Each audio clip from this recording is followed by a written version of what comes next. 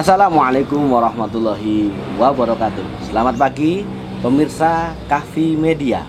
Medianya Yayasan Al-Kahfi Hidayatullah Surakarta dalam program Ngobrol Pagi di Al-Kahfi.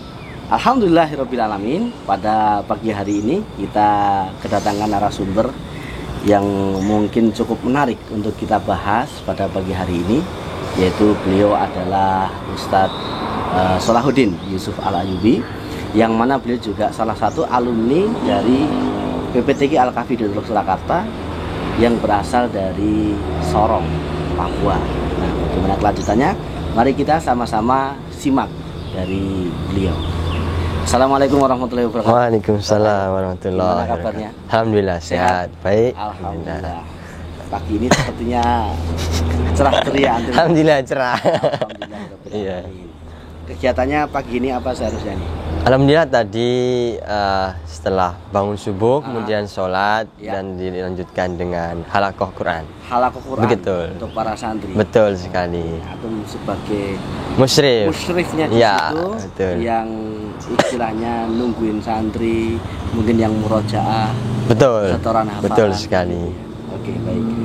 Ustadz Ayub ini salah satu alumni dari Al-Kahfi. Tahun berapa Ustadz Ayub? Tahun 2018. 2018, ya, berarti kurang lebih 5 tahun yang lalu ya? Betul, angkatan ke-15. Angkatan ke-15. Betul. Oke, dan yang saya tahu Ustadz Ayub ini asalnya dari Sorong.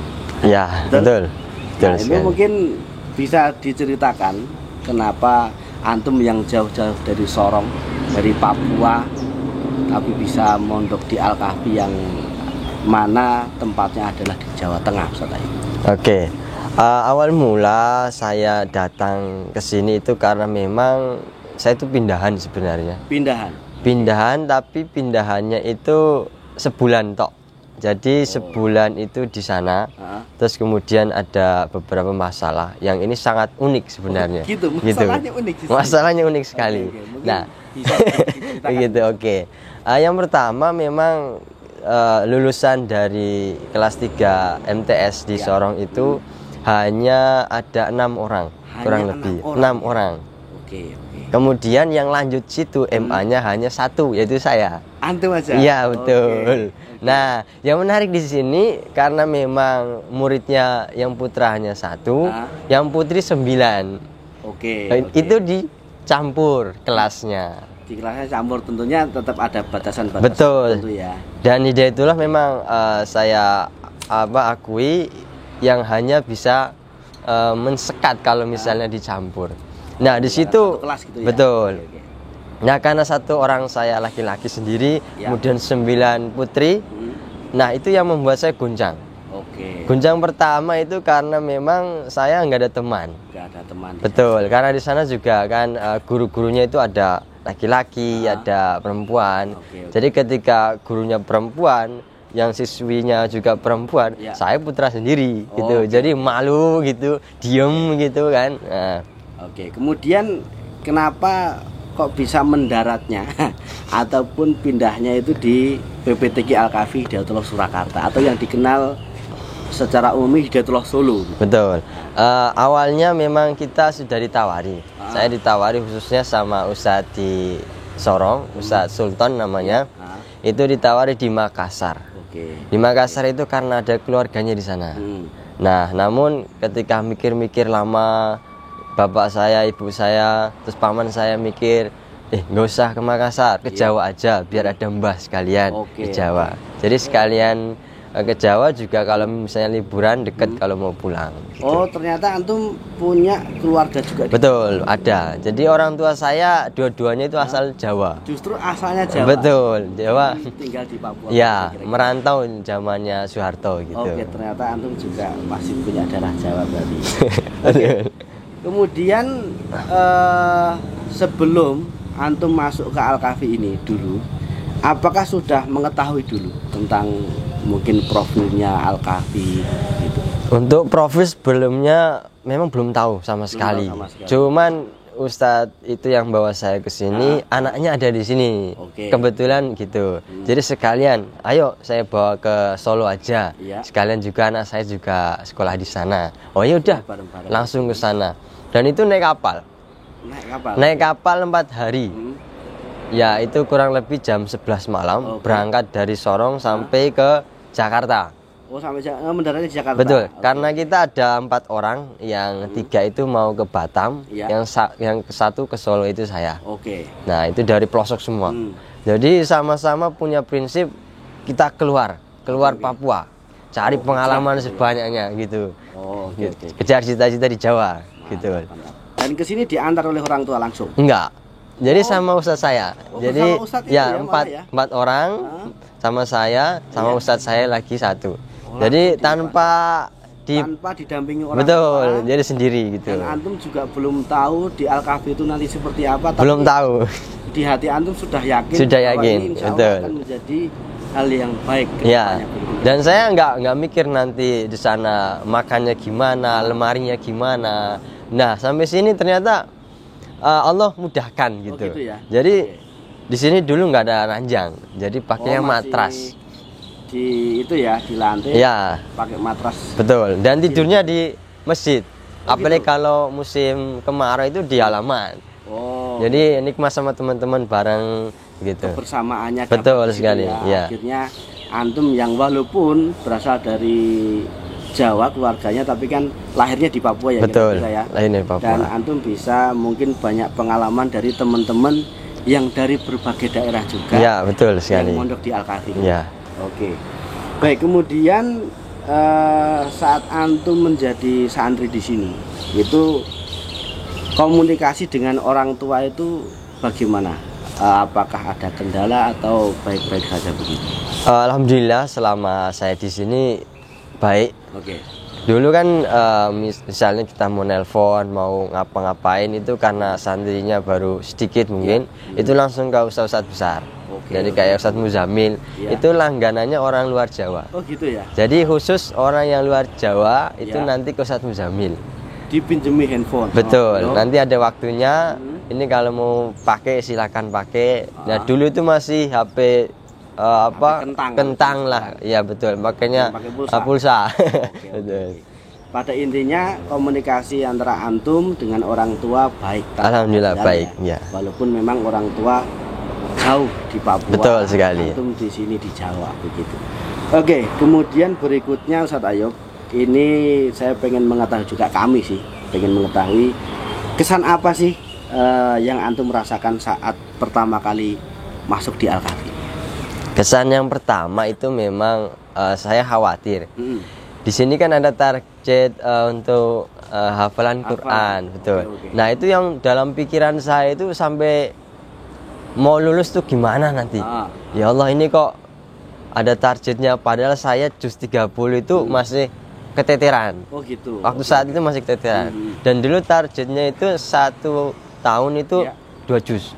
1 tahun Hanya masih 2 juz, ya betul. 2 juz. Namun dalam pikiran saya, nanti kalau saya nggak naik kelas gimana? Nanti saya ini gimana? Tapi alhamdulillah, Ya. selama 3 tahun itu bisa Aman-aman saja ya? ya aman-aman dan mencapai target. Mencapai target. Dan hanya 6 orang, salah satunya saya itu ya, yang mencapai target. dan tentunya kembali lagi dimudahkan oleh Allah. Betul sekali. Dan proses mungkin untuk menghafal Al-Qur'annya pun benar-benar didampingi oleh ustadz Betul.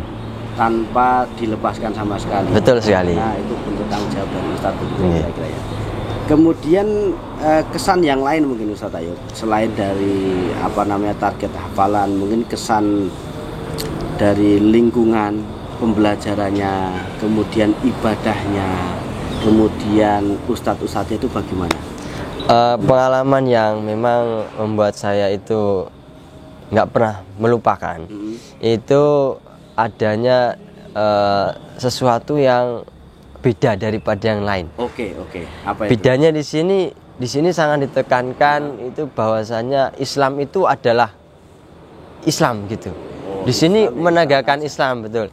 Dari makannya misalnya, kemudian dari sopan santunnya, kemudian dari celananya, pakaiannya, semuanya itu diatur. Bahkan dulu ada teman saya yang memang celananya straight maupun cingkrang langsung dihantam gitu. Oh, gitu ya? Langsung dipotong. Artinya gitu. dihantam itu dirapikan. Betul, dirapikan celananya. Dirapikan oleh Ustadz. Betul. Jadi dihantam itu artinya itu dirapikan begitu. Diingatkan oleh Ustadz untuk menggunakan pakaian yang lebih islami. Gitu, Betul kira-kira sekali. ya. Jadi itu menjadi kesan tersendiri saat antum masuk di Al-Kahfi itu. Ya, Kemudian itu kesan. Selanjutnya mungkin lebih dari pengalaman nih, pengalaman selama antum berarti kurang lebih tinggal di Al-Kahfi 7 tahun ya. Kurang lebih 7 tahun. 7 tahun. Betul. Itu pengalaman apa saja yang antum dapat? Mungkin mulai dari saat nyantri, kemudian setelah santri penugasan di Betul. kelas akhir, setelah penugasan mungkin mendapatkan amanah apa dari pesanan itu, mungkin apa ini pengalaman apa yang antum dapat? Oke, yang pertama memang ini bukan yang pertama sih ya, ini nanti banyak. Oke. Pertama itu ya kita namanya santri luar Jawa. Iya. Itu memang disoroti oleh ustadz-ustadz biasanya gitu. Oke. Sorotinya gimana? Terkadang kalau dari luar Jawa itu baik, pasti baik banget. Oh begitu ya. Betul, itu nggak ada setengahnya. Oh oke. Namun kalau yang memang buruk, yang nggak niat itu memang benar-benar sulit. Menjadi PR tersendiri. Betul sendiri. Orang istimewa lah istilahnya gitu. Oke. Nah, salah satu memang ya kita itu dari luar Jawa, kita buktikan bahwasanya orang luar Jawa itu bisa. Oke. Dan kita datang ke Jawa itu memang istilahnya mencari adabnya. Iya. Terkenal kalau orang Jawa itu kan adabnya bagus, baik. Nah, itu yang kita cari selama ini sebenarnya di Jawa terutama. Karena sopan santun. Betul sekali, ya. Attitude. Betul. Bahasa modernnya itu attitude-nya Attitude. cukup diperhitungkan nih. Orang Jawa walaupun mungkin di luar orang Jawa juga attitude-nya baik-baik. Ya, betul. Kadang kalau apalagi di Solo itu Ya. cukup terlihat sekali. Betul sekali. Kalau bahasanya di Solo itu unggah-ungguh katanya. Begitu. Kemudian itu kan tadi waktu santri ya, Ya. lebih dicari tentang kayak adabnya bagaimana. Betul. Nah, setelah jadi santri nih, antum kan setelah kelas 3 aliyah ada yang namanya penugasan. Ya, Kalau di betul. Al-Kahfi. Nah, antum diamanahkan sebagai apa itu? Waktu itu saya diamankan jadi keamanan pusat. Langsung jadi keamanan pusat. Oke. Dan itu diantara yang memang saya tuh mikir 2 kali, kok bisa saya yang dipilih? Oke. Apa yang menyebabkan saya itu dipilih? Iya. Nah, padahal yang lebih pintar itu banyak, Iya. yang lebih tinggi keker itu banyak. Oke. Loh, saya biasa aja. Iya. Di kelas yo nggak ranking, Oke. badannya yang nggak ngerikan, nggak Pokoknya kekor gitu kan, biasa aja. Oke. Tapi yang membuat saya mikir, apa sih yang membuat saya itu dipilih? Terus setelah itu kemudian setahun kemudian jadi keamanan, setelah itu jadi kebersihan pusat pernah, kemudian jadi sarpras pernah. Oke. Terus kemudian berjalannya waktu pernah juga dilantik jadi ketua Pemhida. Oke. Khususnya Solo. Pemhida itu Pemuda Hidayatullah. Pemuda Ya, Hidayatullah. pemudanya. Oke. Betul. Berarti kalau misalkan kayak di NU itu pemuda Ansor. Ya, betul sekali. Muhammadiyah, pemuda Muhammadiyah Betul. dan yang lain sebagainya. Ya, begitu betul. Kalau di sini ada namanya pemuda Hidayatullah gitu. Oke. Kemudian Selanjutnya? ada lagi pernah juga dilantik baru-baru kemarin itu jadi Seru Solo. Kalau di SAR itu ketua Seru. Seru. Ya, Seru itu kayak ketua kontingen, kontingen khususnya Solo. Oke. Jadi pendataan ketika ada bencana maupun yang lain ada acara-acara apa itu pusatnya di saya. Oh, Dan itu kemudian dalam lingkup Hidayatullahnya ya. betul, Oke. Hidayatullahnya dan pusatnya kalau di Solo kan di Al-Kahfi. Ya. Gitu. Nanti yang lain mungkin ada musyawarah maupun apa itu ini. Oke. Terus setelah itu jadi kesantrian itu 2 kali. Kesantrian 2 kali. Artinya Dipilih 2 kali gitu. 2 periode, bukan 2 periode. 2 gantian. 2 gantian Ya, jadi betul. Kesantrian. Nah, kesantrian itu apa sih Ustaz? Mungkin pemirsa pengen tahu apa itu kesantrian itu. Kesantrian sebenarnya itu kepala dari sebuah santri sebenarnya. Oke, mungkin Makanya kepala kesantren, bagian, ya. Kepala bagian di mungkin ke pengasuhan begitu. Ya, kira-kira kepengasuhan ya paling intinya ketuanya di pengasuhan lah. Oke, Kalau yang bertanggung jawab ya betul. di kepengasuhan. Betul Nah, sekali. ini menarik ini tentang kesantrian ini Ustaz Ayub.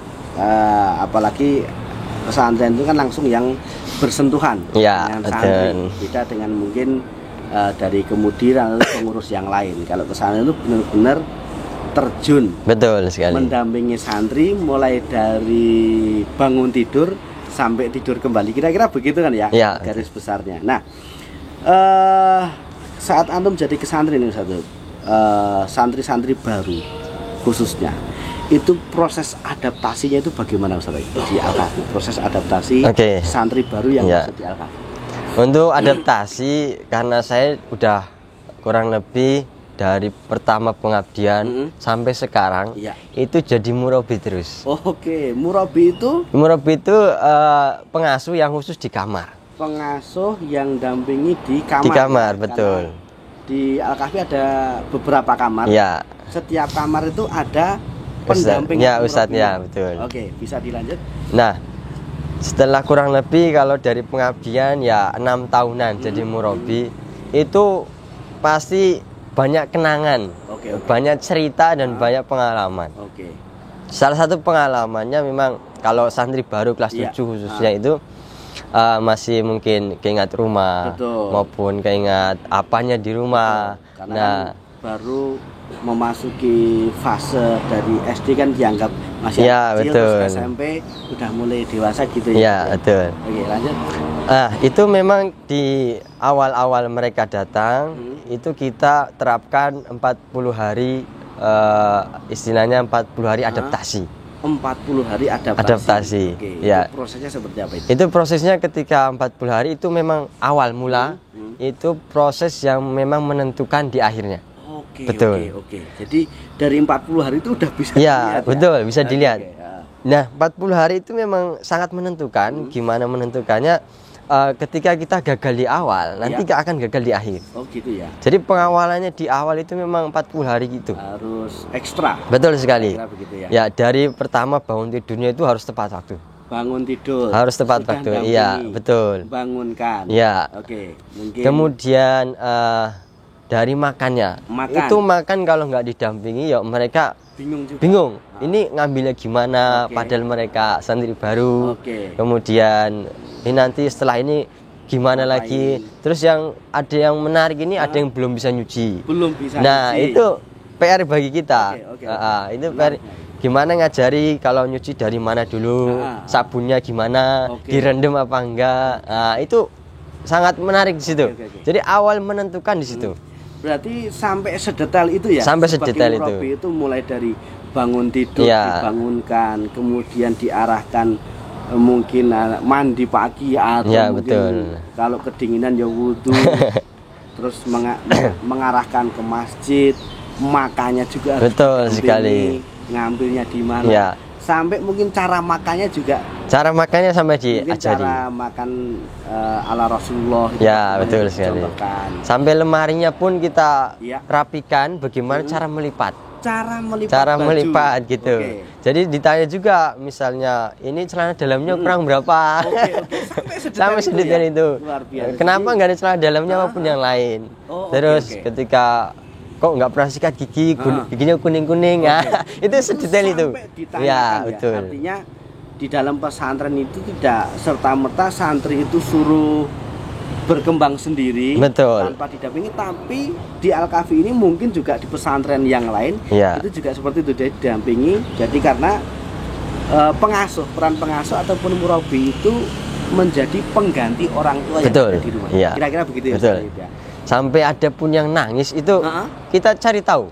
Oke, Kok nangis sampai kita ya sampai pernah sampai malam masih nangis terus sampai kenapa sih kamu nangis sampai diemin, dieneng-nengin gitu. Dieneng-nengin. Ya istilahnya dijagongin di situ lah. Nungguin gitu ya istilahnya gitu. Intinya dijaga lah ya. Ya, betul. Selama 40 hari itu intens ya, Intens, sampai betul. benar-benar santri itu bisa memahami lingkungan Ya, Al-Kahfi, kebiasaan hidup di Al-Kahfi, ibadahnya yang mungkin di rumah belum tertib, kemudian ditertibkan di Ya, betul. gitu ya kira-kira Betul ya. sekali. Oke, alhamdulillah. Kemudian berikutnya Ustadz Ayub, komunikasi antara pesantren dan orang tua itu apakah berjalan dengan baik kalau di Al-Kahfi? Untuk selama ini kita memang adakan penelponan. Itu untuk komunikasi antar santri dan orang tua. Oke. Yang itu sebulan sekali. Sebulan sekali diadakan penelponan. Betul sekali. Oke. Untuk komunikasi-komunikasi yang memang urgent, penting sekali, kayak misalnya sakit berat, Iya. kemudian ada masalah apa, itu langsung kita komunikasikan. Oke. Tanpa harus menunggu di bulan itu. Oke.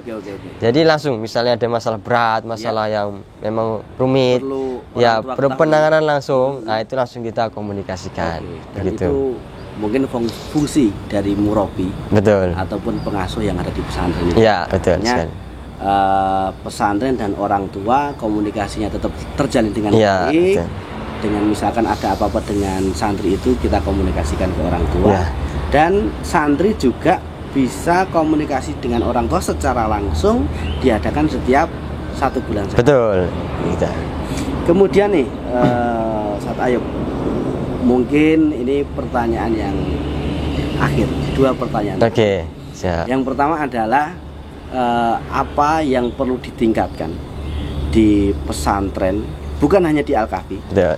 melainkan pesantren pada umumnya di era gempuran teknologi canggih dan pengaruh-pengaruh dari luar. Nah, itu apa yang perlu ditingkatkan di pesantren-pesantren ini?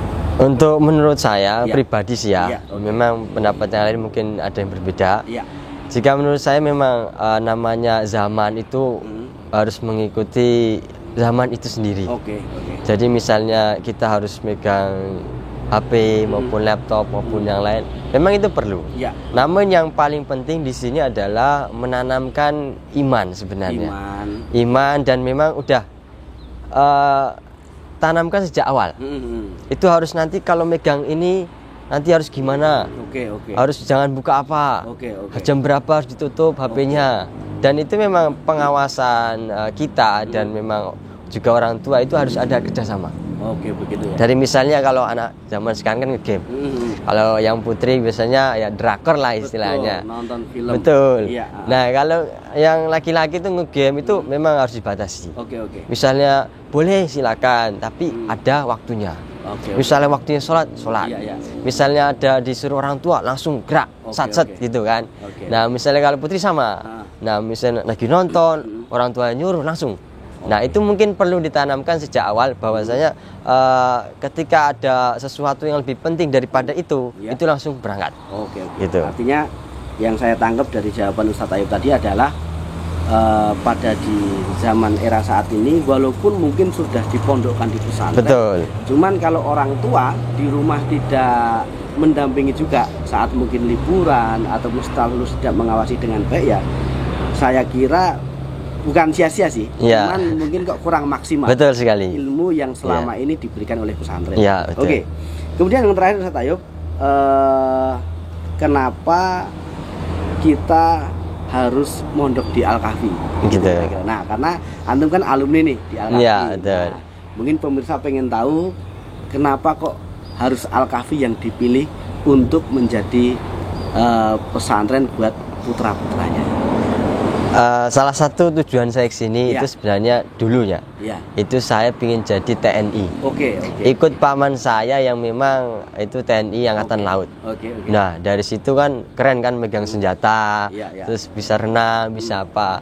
Nah, sampai sekarang pun masih cita-citanya itu. Itu ya. Namun semasa di pondok itu kok bisa nanti apa bisa ya? Nanti saya jadi tentara, jadi TNI kayak TNI gitu, bisa renang, bisa apa. Ternyata Allah beri jalan yang lebih dari itu. Oke.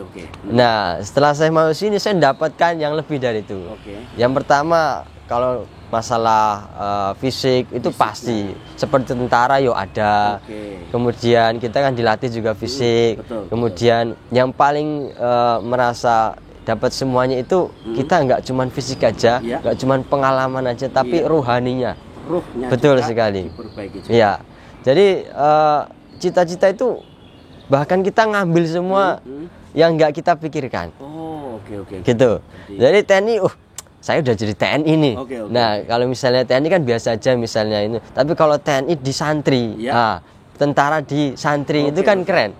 Jadi tentara yang beridentitas santri. Betul. Gitu. Jadi sholatnya dijaga, kemudian pakaiannya bagaimana, kemudian akhlaknya bagaimana. Nah, itu semua kita dapat. Ya, betul. Jadi mungkin di Al-Kahfi itu walaupun mungkin nanti bercita-cita menjadi TNI, Betul. menjadi anggota polisi, Ya. atau bahkan menjadi menteri bahkan Ya. presiden, Itu pas gitu. tetap bisa. Ya, tetap bisa. Untuk meraih cita-cita itu. Ya, betul. Dan di sini mungkin justru akan diajarkan itu Ya. mental-mental. Betul sekali. Menjadi istilahnya pejuang, Ya. kemudian menjadi pemimpin juga diarahkan juga ya. Betul sekali. Kira-kira Ya.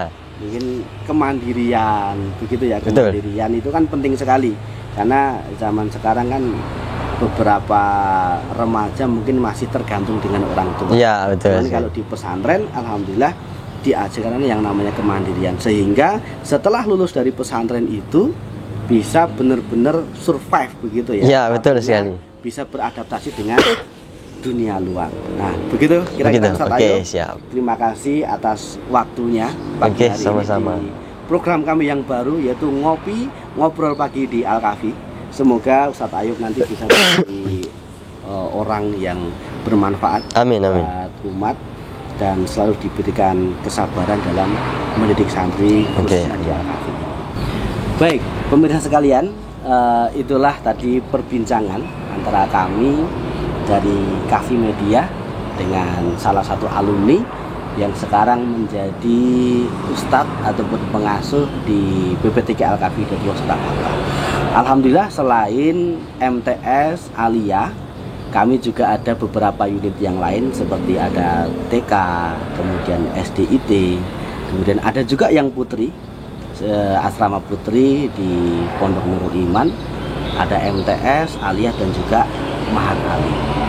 Dan di sini di lulusan Al-Kahfi sendiri ini tidak hanya sekedar lulus selesai, bahkan sudah banyak sekali lulusan-lulusan Al-Kahfi Hidayatullah Surakarta itu ada yang menjadi dosen, menjadi doktor, kemudian ada yang menjadi polisi dan lain sebagainya. Jadi tidak usah ragu Bapak Ibu sekalian yang berbahagia untuk memondokkan putranya di BPTK Al-Kahfi Hidayatullah Surakarta. Semoga Bapak Ibu sekalian pemirsa dari Kahfi Media dimudahkan segalanya oleh Allah Subhanahu wa taala. Baik, pemirsa Kahfi Media yang berbahagia, nantikan narasumber yang lain yang nanti akan kita panggil ke sini di acara ngobrol pagi di Al-Kahfi. Jangan lupa untuk mendukung acara ini silahkan subscribe, kemudian share dan juga tentunya di like. Insya Allah berkah dan juga akan mendapatkan dari Allah Subhanahu wa taala. Wassalamualaikum warahmatullahi wabarakatuh.